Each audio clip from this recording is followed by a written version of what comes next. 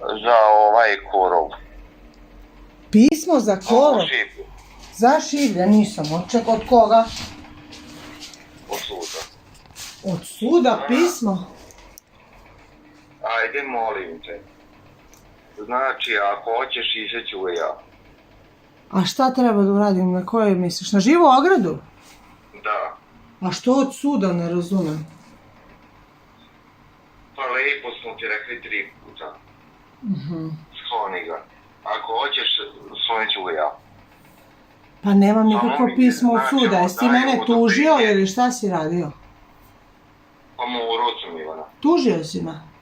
Da. Dobro. Ako hoćeš, sklonit ću to. Pa neću sad da ga sklanjaš, ja nemam nikako ništa od suda. Šta, da ga skloniš, a da dobijem za sud? Tvoju avoju ne možem da sklonim. Nećeš dobiti, sklonit će se sve to i čujemo ovog idiota. Kako može da se skloni Koji to idiot? sve? Ko si ti da sklanjaš u tuđe dvorište nešto? Kako to misliš? Ako ona da odobrenje... Nema odobrenja. Koji sud? Šta pričaš ti? Vi ćete na sud za pokušaj ubistva? Otkud je taj, djevo?